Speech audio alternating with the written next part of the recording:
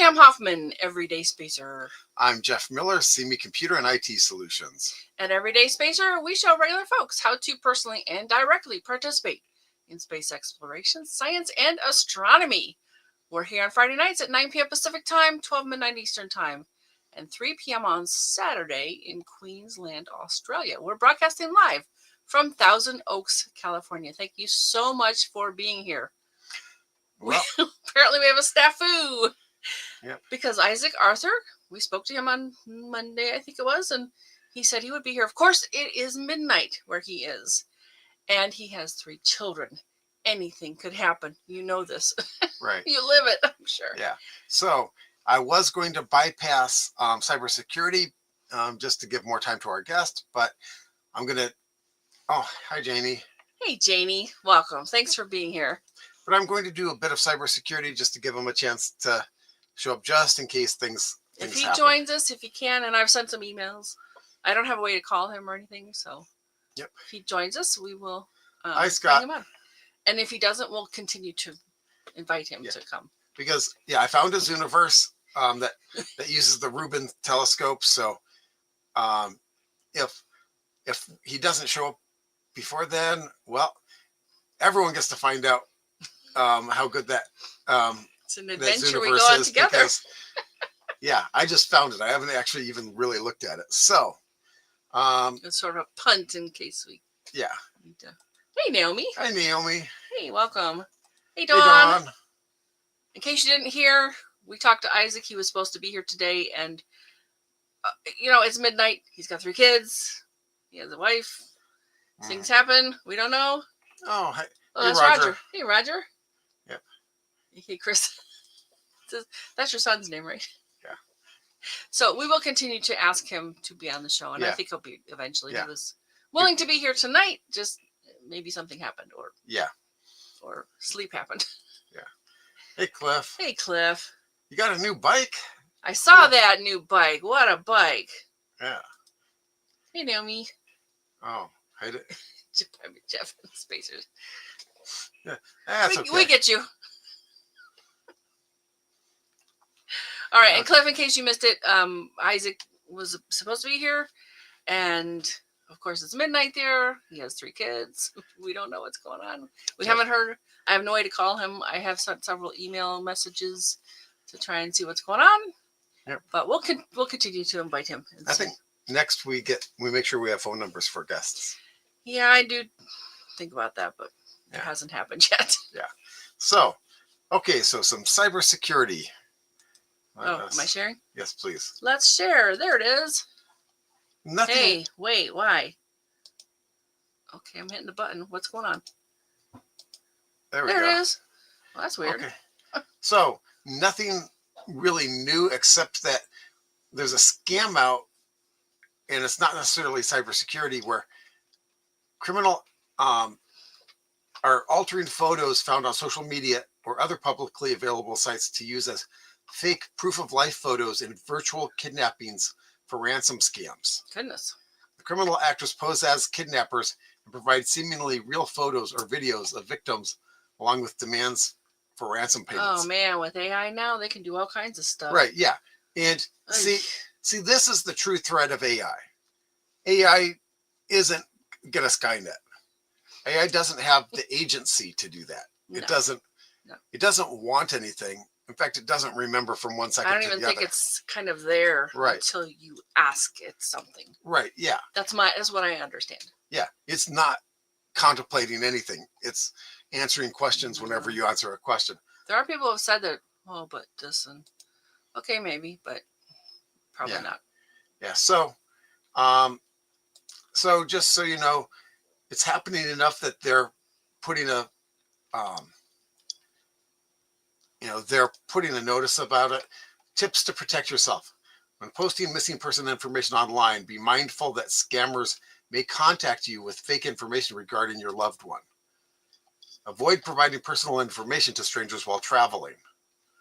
Establish a code word only you or your loved ones know that you can use to communicate. And more than a code word, you want a query response set of words. so Can you that give us an example? yeah, so that you can say pumpernickel, and they have to say some other word, not necessarily bread related, um, just so that you Okay. know, basically, so that you can tell one that the person calling you, talking to you, is someone that you know, and the response is the person that you're, basically it allows both sides, and it um, it makes it so that you don't, um, it makes it very hard for someone to fake that. As long as you don't publish it, and as long as the words aren't related to each other or to you, like, I don't even like pumpernickel, but, that'd be a great code word for me, except that I've said it, so I won't ever use it. But, Right. So it sounds to me like it's almost a login password kind of arrangement right, where, yeah. one has to say one part and the other has to say the other part. Well, and did I get that right? Yeah. And, Okay. it's always been, spy movies use that sort of thing all the time in spy novels. Or they do like, Right. taps and Right. Morse code or something. In any case, what it does is it asks for a response word that, if you're really kidnapped, the kidnapper doesn't know if they gave the right one or not, as long as you don't react. Okay. So, and you could have a couple of different response words, like, everything's okay, or, I really need help right now. I know when my daughter was well, maybe I shouldn't say this because in the military, they have some very specific things they do to inform the others around them that are also in the military of what's really happening here. Yeah. So you going back, we got a couple of comments. I don't know if you want to Okay. take them yet, Yeah, or go ahead. finish your. Okay. Let's see. I can do it. Okay. Thank you. Yeah, Cliff says live TV. Yep. Yes. Yeah. Thanks. Oh, I'm so glad you're here, Sally. Yay. Yeah. And sorry about Isaac not being here. We don't know exactly what's going on, but yeah, we'll try to find out in the next couple days. Next week is already scheduled, and we'll announce it at the end of this thing. However, if Isaac is available next week, we might bump. Yeah, we might bump but that. we might. But I'd almost prefer to be 2 weeks out so that we can properly announce it again. But if next week is when he has available, that's when we'll do it. And so we'll try to make sure that everyone knows. Yeah. Most of the things we set up are prone to getting moved if someone can come on as a guest. Mm-hmm. We only usually have like 1 or 2 weeks in advance. Yeah. We don't have a whole year worth of stuff set up like some people do. Yeah. The only things that really can't move are either really timely things or guests, as long as they're here. So yeah. So like I said, we don't know exactly what happened with Isaac, but we will continue to try and get a hold of him, see what's going on, get him back on the show. Yeah. Oh, you're back? Okay. Yeah, it's just more things that you can do to. So the code word we dealt with: scammers portray a false sense of urgency. Stop and think. Note, this is any scam. It isn't just this one. Any scam. Yeah. Stop and think. Do the kidnapper's claims make sense? Well, what I always heard is that if they want to go fast, you go slow. Mm-hmm. That just like it's an automatic In response fact, to someone wanting to go fast. Just talk slower when you're talking to them. That'll drive them crazy, I bet. But it works. It changes the pace. It ruins their pacing. It basically takes the agency from them and gives it to you. Interesting. Always attempt to contact your loved one before considering paying any ransom demand. Oh yeah. That's a common one. A lot of elderly people are contacted by their quote grandchild unquote. So. Well, that would definitely scare them. I mean, you imagine if your grandchild was. Yep. You just sort of go into freak out mode. But then that's what they plan on. So, you know what? Always call the person, because if they say don't you dare try calling them or something like that, well, guess what? There's a reason they don't want you to call them. You blow up their grift. Yep. So how are we gonna do this part? Because now it's like, well, that's just our guest was going to be Isaac Arthur, and it might still be if if he comes in at the last moment. So yeah, if he shows up, we'll introduce him again, but I think it's going to be another time. Right. Yeah. So we'll be back in 8.3 seconds.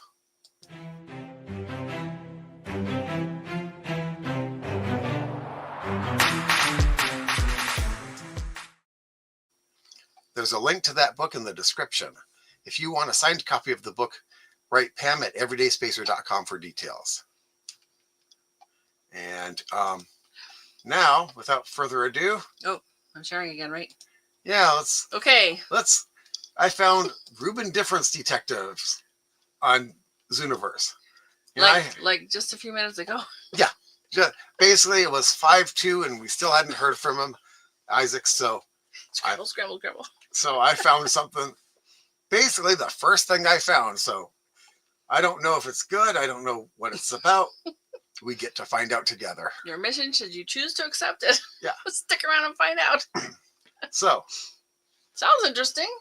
Help us identify changing objects across the universe with the Vera C. Rubin Observatory. And we've talked about the Vera C. Rubin Observatory several times. Couple times, yeah. Well, one, doing Zooniverse things on it, and two, talking about results from it. Oh, you're right. And then I did a kind of a deep dive. That's right. And then you did a deep dive. Yeah. Right. So. But it's a fascinating observatory, and yep, certainly going to return some very interesting stuff, I think. Yep. And so these are probably the kinds of images we'll see. 41% complete, though. 41% complete. But, it's not like I found this tomorrow and expecting it to still be there next week. So there's still time to, if it's fun and interesting, there's still time to get involved. Vera C. Rubin Observatory is a project built by the community for the community with Rubin difference detectives. Everyone is invited to join this groundbreaking project and help make discoveries possible. So what's the difference detecting? And we're going to discover how the discoveries are possible, because sounds great, and its first pictures are marvelous. Yes, indeed. Yep. Okay, so what an exciting time to be alive. Normally I summarize this. So yeah, I just want to know what the difference thing is. This is like a blink comparator thing where they would show one slide and another, and we'll find out. See what changes. Yeah. That's very very old tech, but it still works. Yeah. Rubin is a 10-year survey of the Southern Hemisphere. Understanding dark matter is what its goal is. Each night, Rubin will generate more than 10 million world public alerts identifying astrophysical transitions, variables, and moving objects. To unlock the real-time view of the universe, Rubin will compare each new image of the sky to a previous template image. Any changes between these images will show us objects that are changing or moving.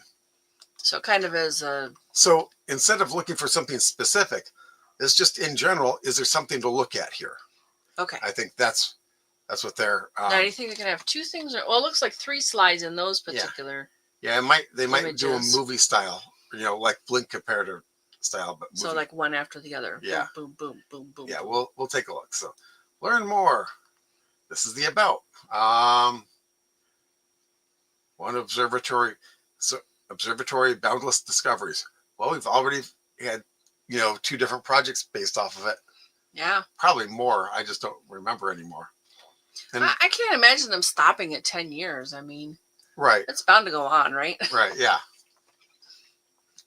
But maybe it'll get a new mission by then. I think that's I think the minimum that they think it'll need to get good results. Okay.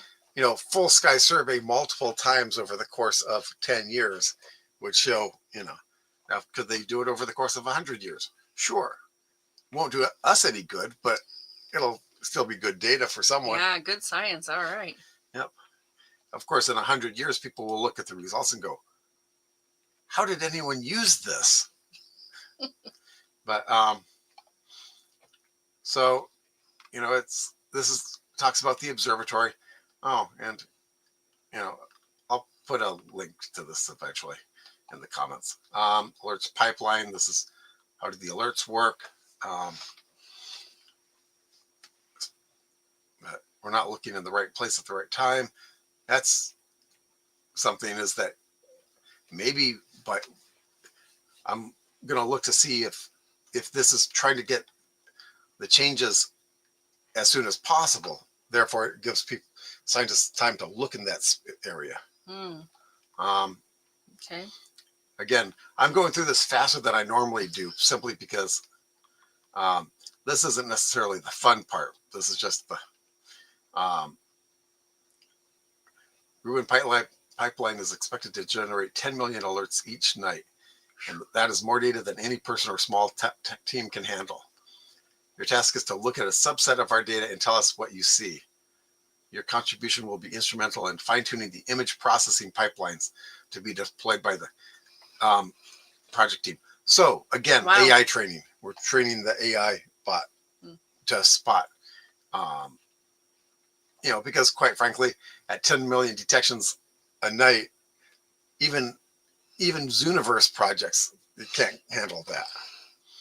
So if we can train the AI for it, then we get a lot more science done. Yeah, it tends to be kind of collaborative, I think, too. The team, University of Delaware, Tatiana Cero, Frederica. Yeah, I get the University of impression a lot Delaware. of these are like student projects for, Right.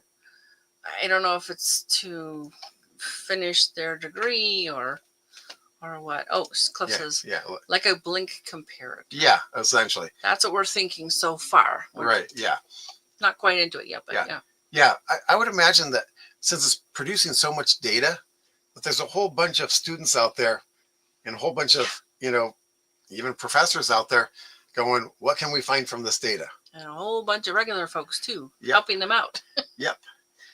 So let me go back. Professor of Physics and Astronomy, Masayo Sako. So he's a supernova cosmologist.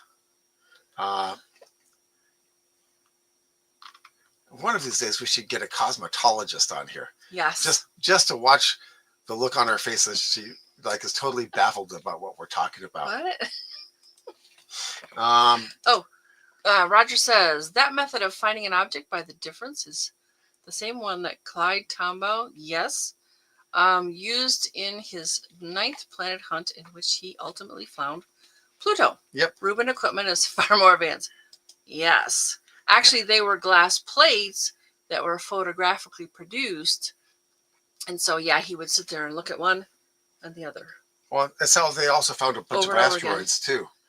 And how they found comets. With the glass ones? Yeah. Okay. Because they would take a picture of a star, say, and take 2 of them over a time period, and just they would do blinks to see if there was anything else in that plate. Yeah. Interesting. This is just more faster. Bigger, better, more colorful, faster. Yeah. I don't know about the colorful part yet. The images didn't look like it. Okay. No, they didn't. The fact. What will happen with the data I contribute? Okay, here's what I wanted to find out. We will use your labels to fine-tune a machine learning classifier. There it is. Yep. That the Rubin Observatory will use to confidently identify astrophysical transients, variables, and moving objects. Your data will help the classifier learn more information about the different phenomena that the Rubin will see. And what this is good for is that it'll give faster alerts. It'll allow faster alerts like, hey, everyone, look over here. There's something happening. Okay. It kind of reminds me of, well, you like the program Waze, and I think of Gas Buddy, where people would, report back, I got gas here at this station for this price. Mm-hmm. And Waze is about traffic flow, speeds. Mm-hmm. What else is Waze? I don't know. Like things, it'll route you around things to avoid. It'll alert to police, I guess. Police, presence, which in California doesn't really matter too much because, quite frankly, the CHP on the highways is not out to get anyone because all they have to do is drive on the highway. If that's what their goal was, they could write a ticket anytime they got on the highway. They're looking for the idiots, and as long as I figure if you're bothering to look at Waze, you're probably not driving like an idiot. But yeah, and I think of it too as like if you see a highway patrol or a cop or anything, it's pretty much like, okay, time to be good, time to be a good, which is a great deterrent. It's a great way to motivate. It's a great way to. there was one in Orange County that would sit on the uphill side of a hill, right here where everyone could see him, and he'd be leaning on his back bumper, and every once in a while, if someone wasn't getting the clue, he'd just look up and look at them as if, you're gonna make me get in my car and chase you. And everyone except for one or two morons would slow down. We saw one hiding the other day. That was that was weird. Yeah, they don't usually hide. Yeah, I mean, either they were after someone specific, or maybe that was a young buck trying to impress people. But yeah. So okay, you're back to your So now let's get started. All right. Okay. And this is the usual little task. Yep. So tutorial, I guess it would be, right? Yeah. Oh, lots of buttons. Look at the intro. Oh yeah, lots of. Oh, but this is an intro, so it's not even like the first and last are usually nothing. So background. So again, this isn't okay. They're just they're restating the background. Image differencing. So looks like blink comparator. Yeah. But we'll find out. The image. Now let's get down to the specific details.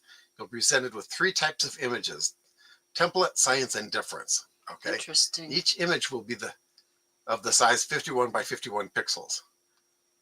Interesting choice, but okay. I would have done round number, but they like to be prime, I guess. They're prime images. The template leftmost is an image of a sky region that serves as a baseline for comparison. Okay.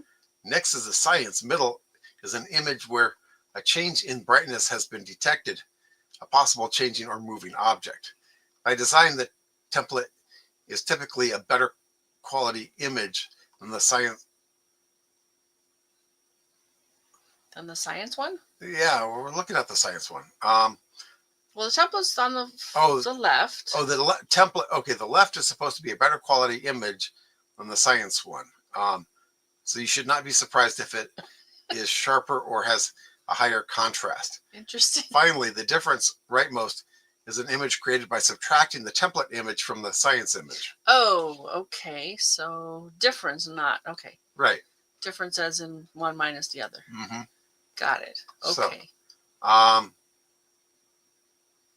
So label the objects seen in is it real or bogus? Great scientific terminology. Very technical. Yes. Yes. Okay. So if you find a clean star-like object in the center of the difference image, it may be bright, an increase in brightness, or dark, a decrease in brightness. If you see a clean star-like object at the center of the difference image and the same object in the science image or the template image. If you see a clean star-like image at the center of the 3 images. Oh, they're explaining what's real. What's real and what's bogus. I see. Bogus. If you do not see anything in the difference image. If there is an object in the center, but it has a combination of bright and dark pixels. I guess this is just all noise there. If the object is too small compared to what you see in the same region, but in the science or template images. If you see more than one object. Okay. Reals. Let's go through examples to solidify your understanding of the task. I need an example. The difference, in the above example, set of template science difference images represents a real object. As you can see, there's a clean and star-like object at the center of the difference image. I do like that they're labeled template science difference. Right. Hence, you should. So I guess what this is showing is that the science one is brighter than the template one, because that's, if it's dimmer, then it would be dark in the center. Yeah, I think of it like the CCD camera. They will take a picture of something kind of neutral to see where the dead pixels are in the CCD, and then you can compare it to your pictures so that you'll know those dead spots aren't in fact information; they're just dead cells of the pixel of the, Mhm. it's an array. It's an array of pixels. Right. Okay, back to you.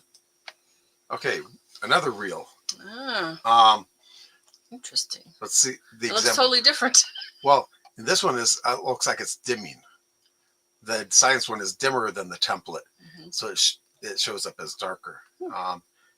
As you can see now, it's an example of previous one, but only has dark pixels. Hence, you should select real. Another example. Oh, this is real as well. That's what I would have thought they said. Yeah. But in the above example set of images is a real object. It was a clean but faint star-like. Oh, so right. Can they see my? Yeah, they can't see my cursor.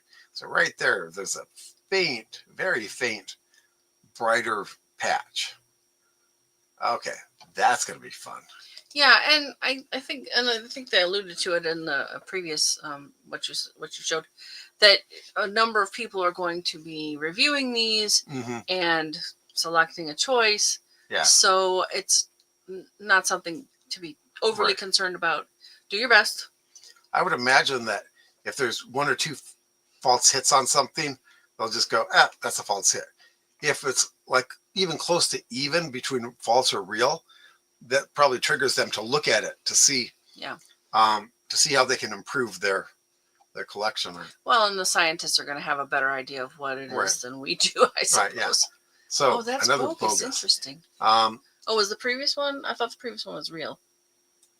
No, yeah, real. The previous that one's real. So now we're looking at now bogus. we're going to the bogus one. So in the above example, although it might look like a star-like object in the center of the difference image, observing it closely reveals it is actually a bad subtraction consisting of an irregular mix of positive and negative pixels. Yeah, that's true. Hence, you select bogus.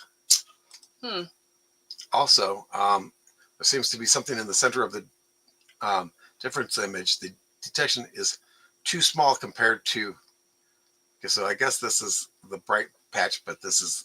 So that other one was real because it got closer to the size of what you saw in the template and science images. Yep. Okay, so not quite a blink comparator thing, but a somewhat similar technique with a little bit different difference. Well, let's go. Yeah, give it to us. Well, template. This is supposed to be a sharper image. They look like they're backwards. But this is science, and it's definitely showing. So I'm going to show real. Yeah, I think that's a good choice. Let's take a look. Oh, boy. Close. Okay, so template, this. I don't know. Yeah, it looks like it's about the same size, just fainter because subtraction. I'm going to say real. If I'm wrong, other people will. Yeah. Okay. Oh, that looks bogus maybe because it's too. Yeah, there's nothing here, and it's supposed to be centered. So there's nothing there, nothing there, nothing there. That's bogus. Yeah, let's go with bogus there. Again, interesting. Maybe something there, but well, that looks small compared to I don't know what that is. I'm gonna say bogus. Does anyone disagree with that? I kind of think it's real. What an interesting project, huh? Yeah. Because I think it's gonna take a little bit of thinking. Yeah, definitely not the kind of project I do well at. But I'm just seeing dark pixels and light pixels. Yeah, but there's like a whole clump in the middle that's sort of. But that clump is about right there. Not mixed up. Yeah, I don't know. Just do your best. I'm gonna say bogus. Okay. That's better. I think that's a little more clear, easier to understand. Something's missing there. Yeah, that's weird. Definitely. Well, it's something that showed up. I think is what's going on there. Okay. So it's definitely the difference is going to be a light image. Interesting. Oops. Oh. I said. Okay, real. So feedback. Yeah. So this is a known correct. I see. So sometimes they're mixing in. Yeah. They'll give you hey, you did a good job, and this is what you picked is in fact, or it's the opposite. So template science difference about the same size, real. This is almost exactly what they gave in their examples. Holy cow. Looks like a lot of noise to me on. Yeah, I'm gonna say bogus on this one because There's something there, but nothing there, and nothing here. There's no like Yeah. dark patch right there. Yeah. Whoops, Miss- missed. Oh, they say that's real? A point source in the difference image. This could be an asteroid one. That's wild. Okay. This is okay. There's more to this than meets the eye, I guess. Okay. Well, this Literally. was obviously a real. Well, I don't know. It's got a lot of modeling, like right, but it's darker. dark and light. It's darker. There are no like really bright patches in there. It's just okay. they're all darker than this. That was real, right? That's what they said was real. Yeah. It's correct. Okay, that's nice to get it right. This is real. This is a textbook from what they said. Oh, and you looked at the field guide, right, or didn't you? No, I did not. Okay. Let's look at the field guide. So that's one of the things too. Usually these have a field guide that sort of deep dives into these, and this just talks about what the differencing, identifying real objects and examples. Supernova. Wow. That's the template. That's the science. That's the difference. These are real objects. So that's interesting. So I guess we're looking at this thing right here that showed up right here. Yeah. Again. Cliff says, and I thought Doom was hard enough. Doom the game? Well, it's very pixelated. Oh, is it? Okay. And if you get to just the right spot, you can actually move through the wall if you hit an angle just right. I've never played that, so I don't know. I did when that first came out. Is that our buddy in Texas? Yes. That's okay. That is his. Yeah, all right. Then he graduated to writing Quake. Oh, I see. And would come out with a new version whenever he needed more money for building rockets. Right. We should do him in a profile someday. Yeah. Or heck, we could ask him to be on the show. Yeah, if he's willing. He might. Tell him if he can be on the show or we'll do a profile. His choice. I have a feeling I know which way he'd go then. He'd come on the show.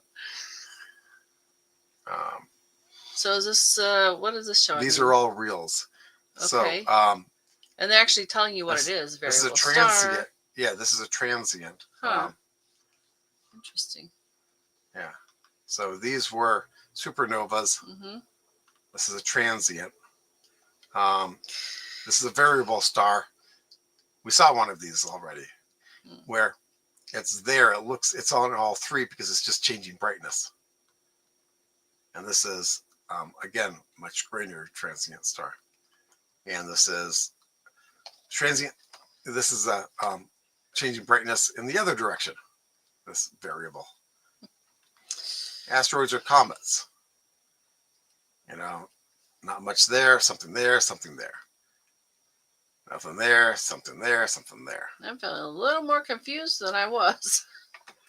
Because there's a lot of different, like, real things here that are, it's like, wait, what? Asteroids that are close to the Earth move fast enough across the sky that they can create trails.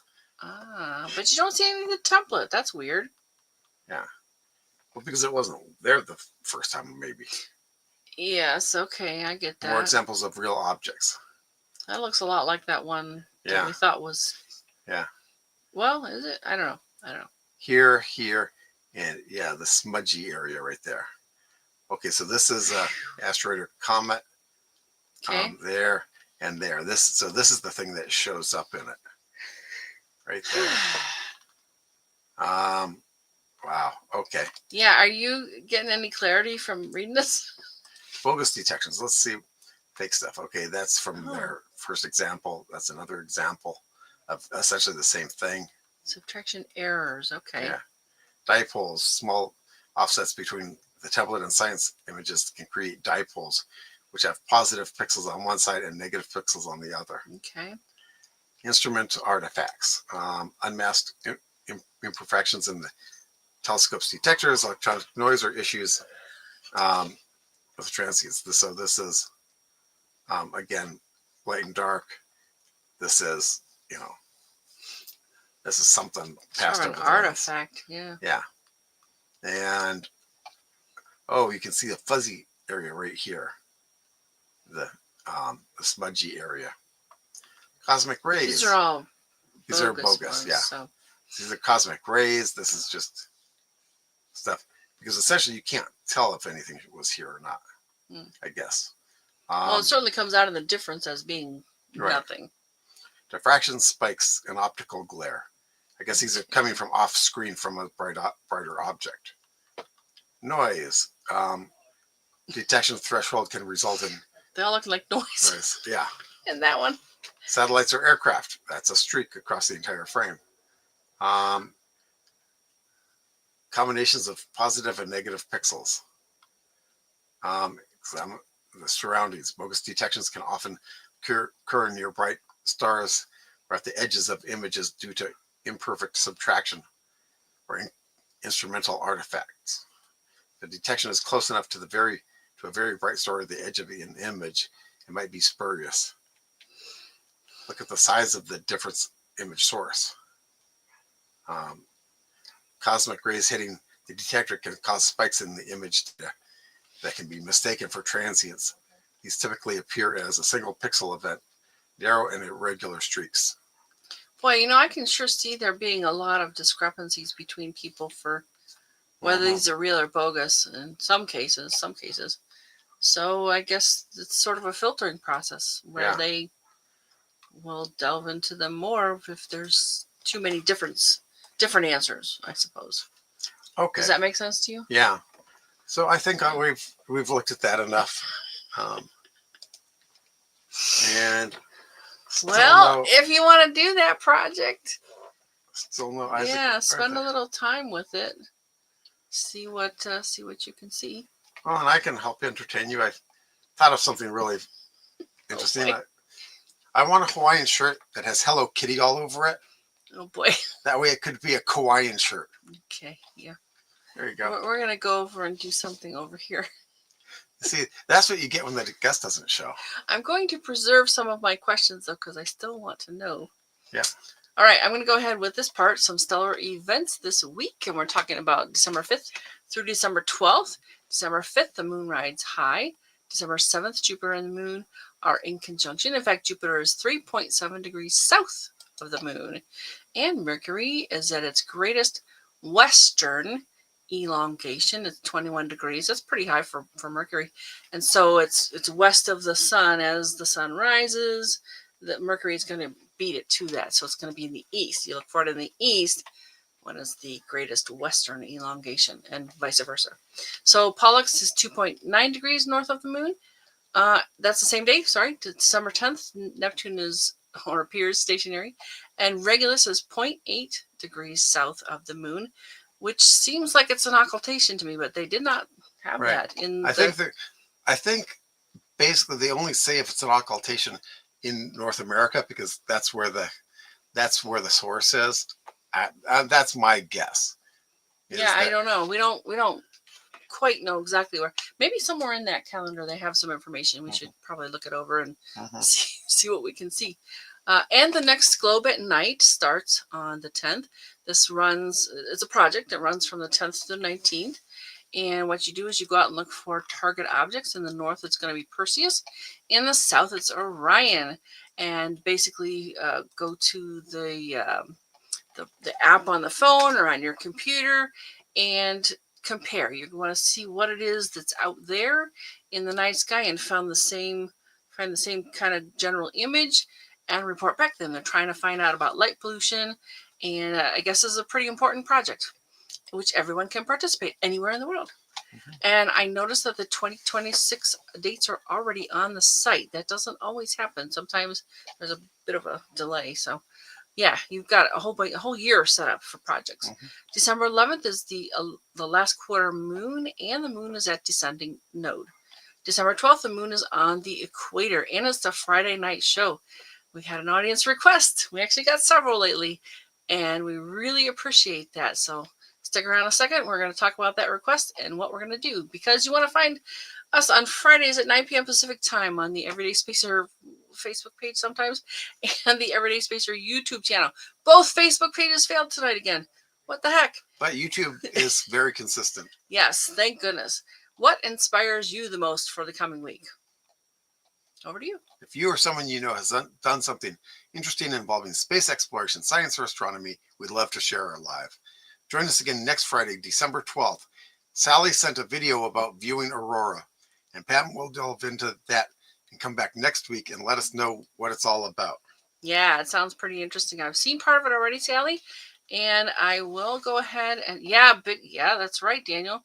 You got it. He's big. There was some solar coronal mass ejections, and they caused a lot of aurora, like way far south. Oh, any pictures of Endeavor? Why would we have pictures of Endeavor? Tell us more, Daniel. No, Cliff. That's Cliff. Cliff. Sorry, Cliff. And Daniel, welcome. Did you show? Yeah. Cliff? Yeah. Oh, okay. Yeah, isn't Endeavor a space shuttle? Yeah. You got to tell me more, man. I don't know what that's about. So yeah, sorry about Isaac not being here. We were really excited to have him here, and I absolutely will keep poke hate. Not to make you guys all jealous, but he was fun to talk to on Monday. Yes, he was. He actually has a pretty interesting background, and I put a whole bunch of it into the description. I didn't want to take up our time tonight. We wanted to hear from him, so we didn't say much. We didn't say anything tonight. We had a few things, kind of highlighty things, but yeah, we'll keep trying. Yeah. And of course, any other guests we can certainly. And Roger, you can come back. Okay. Oh, I see. And that's out here actually. Oh yeah. Us. Yeah. They've had it. Yeah, we haven't gotten to LA in a while. No, and I hadn't seen any news. Where did you find that, Cliff? That's very interesting. So this space shuttle was in the Science Center here in Los Angeles. Is that the Santa Ana one? Santa Ana? No, it was in LA. In LA. All right, and so it was inside a building, and it was on its. Yeah, you know what, Scott? I have the very same thought, and you know, if something happened to the kids, we are the last thing on that man's mind. So I have no problem with that whatsoever. Yeah. But yeah, hopefully. And Dan, we did do a profile. Right. Yeah, we did a profile, and in fact, this was going to be the first profile guest arrangement. So yeah. I don't think we've done a profile where we had someone come on as a guest before. He was going to be our first. He still may be. Yeah. But yeah, Scott, we'll try and find out what's going on, and I can. What can I do? I don't know. We'll have to try and get a hold of you somehow. So we'll see what happens. Oh, thank you, Janie. Oh yes, float building. Yep. Janie helps build floats for the Rose Parade. Yep. Which is happening soon. My goodness, you've only got a few weeks left. Yeah. Yeah. I just didn't really quite realize that. January 1st. I'm starting to know a whole bunch of people that do work on the floats for the Rose Parade. Yeah. Well, I've known lots of people who've done it once just to have done it. But Janie does it, has been doing it for a while now. How many years is that, Janie? I guess she's almost one of the top people. Yep. In the group she works with. Yeah. So, yeah, I don't know if if the parade is a phenomenon outside of the U.S., but it's a fairly big deal here. Okay, so Janie answered 40 years. Yeah. Cliff has one. Yeah, I know. Cliff says California Science Institute. Oh, we never did finish because it was inside the building and it was like this, and now they've built a whole new thing where they're going to actually put the stack together. Yep. And they're going to have it vertical instead of horizontal. Yep. Okay, we got more, huh? And Dan says a parade in space would give floats a new meaning. Yep. Roger says I'm on earthbound topics for a few months, but I definitely want to come back with more stuff. I think you need space stuff. Yeah. Oh, earthbound is space too. Yep. It's all there is. So you're still working on space, Roger. All right. Well, thank you so much for being here, folks. We're going to do a shout out to Roger was here, and Daniel was here, and Janie, and Cliff. I know we saw Scott and Naomi and Dawn and Dan. And Dan. Dan commented late. Thank you so much for being here. And Sally was here. Yep. Did I miss anybody? In fact, we're doing Sally's suggestion. Yeah, we're going to do Sally's suggestion next week. Can we get another comment? Did you see the big Snoopy? Oh, you're talking about the Macy's parade. Well, they couldn't do it, or like they won't be able to do it next Oh, it's next year? Okay. Yeah. Something happened that Yeah, it's unless not going to work out. they get their heads out of their orifices, there won't be a Macy's Day Parade next year. This is a nice show, shush. But yeah, Macy's is the one with the with the balloons. Yeah. Yeah. Yeah. The Macy's, Thanksgiving Day Parade. Yeah. Yeah, Thanksgiving Day Parade. The one on the 1st is everything has to be covered in flowers or plant matter of some kind. Oh, thank you, Naomi. You're welcome. Yeah. Oh, good. for pulling it out of our hats. Yeah. So yeah, stick around. We might have more adventures. Who knows? Yeah. Okay, folks, we'll continue to watch for your comments. Have a wonderful week. We'll talk about the video, unless, of course, we can get Isaac. So we'll continue to see what's going on with him, and yeah, send him your prayers, well wishes. Yep. All right, folks. Okay. Have a good one. Guys. Good night.